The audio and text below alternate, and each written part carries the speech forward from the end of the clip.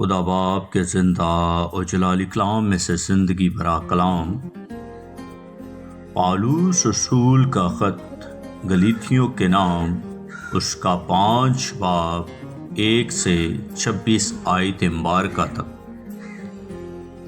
مسیح نے ہمیں آزاد رہنے کے لیے آزاد کیا ہے، بس قائم رہو اور دوبارہ غلامی کے جوئے میں نہ جتو۔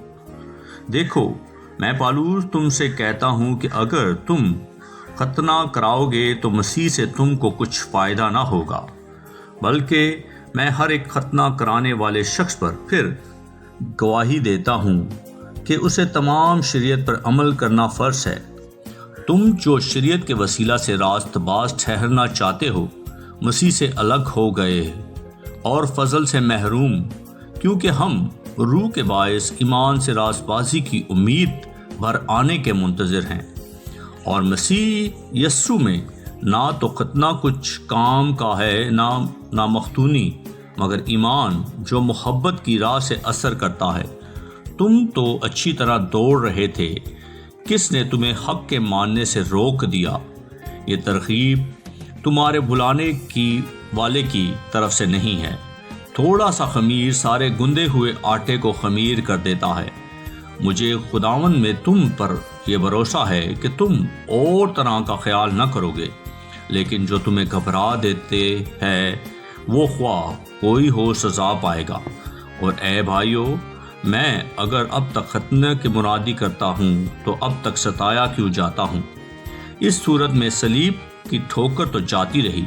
کاش کہ تمہارے بے قرار کرنے والے اپنا تعلق قطع کر لیتے۔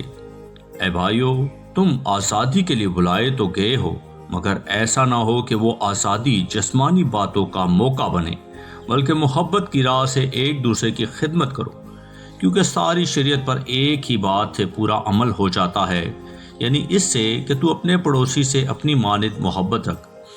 لیکن اگر تم ایک دوسرے کو کاٹتے اور پھاڑے کھاتے ہو تو خبردار رہنا کہ ایک دوسرے کا ستیہ ناش نہ کر دو۔ مگر میں یہ کہتا ہوں کہ روح کے موافق چلو تو جسم کی خواہش کو ہرگز پورا نہ کرو گے، کیونکہ جسم روح کے خلاف خواہش کرتا ہے اور روح جسم کے خلاف، اور یہ ایک دوسرے کے مخالف ہیں، تاکہ جو تم چاہتے ہو وہ نہ کرو۔ اور اگر تم روح کی ہدایت سے چلتے ہو تو شریعت کے ماتحت نہیں رہے۔ اب جسم کے کام تو ظاہر ہیں، یعنی حرام کاری، ناپاکی، شہوت پرستی، بت پرستی، جادوگری، عداوتیں، جھگڑا، حسد، غصہ، تفرقے، جدائیاں، بدعتیں، بغض، نشہ بازی، ناچ رنگ اور ان کی مانند۔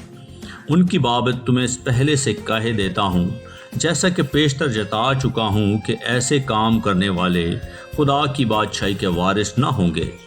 مگر روح کا پھل محبت، خوشی، اطمینان، تحمل، مہربانی، نیکی، ایمانداری، حلم، پرہیزگاری ہے۔ ایسے کاموں کی کوئی شریعت مخالف نہیں۔ اور جو مسیح یسوع کے ہیں، انہوں نے جسم کو اس کی رکاوٹوں اور خواہشوں سمیت صلیب پر کھینچ دیا ہے۔ اگر ہم روح کے سب سے زندہ ہیں تو روح کے موافق چلنا بھی چاہیے۔ ہم بے جا فخر کر کے نہ ایک دوسرے کو چڑھائیں، نہ ایک دوسرے سے جلیں۔ آمین۔ پاک کلام کے پڑھے اور سنے جانے پر خدا ان کی برکت ہو، خدا ان کا شکر ہو۔ آمین۔ اس زندہ اور جلالی کلام کو زیادہ سے زیادہ شیئر کریں تاکہ لوگ سن کر برکت پائیں۔ آمین۔